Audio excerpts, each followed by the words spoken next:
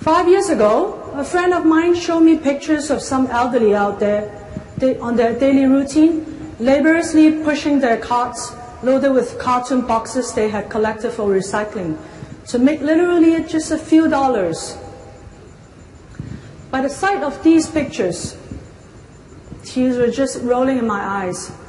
I asked why so many old people still needed to scavenge to support themselves in a city as fluent as Hong Kong.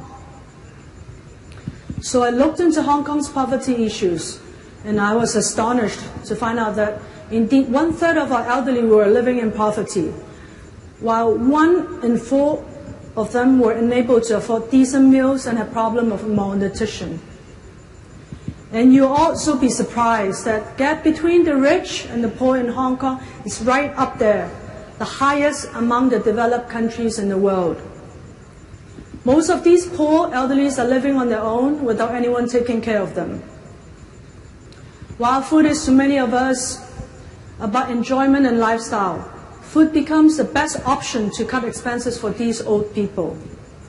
Much aware that I belong to the group on the right, I felt obliged to do whatever I could to keep elderly full and warm so they could feel more secure about their old age lives. And much more important, they felt being loved and cared for.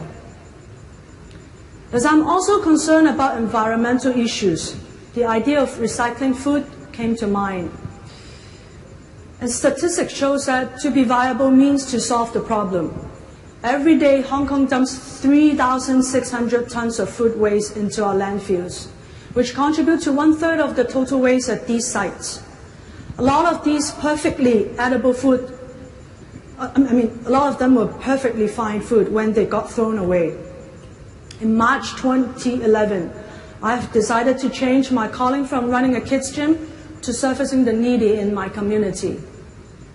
Food Angel was officially launched that year to what I call rescue surplus food from ending up in the landfills, bring them back to our kitchens, turn them into hot and nutritious meals box, and distribute them to the needy living in poverty. Now, we rescue over 4,000 kilograms of edible surplus food from over 150 local food donors every day.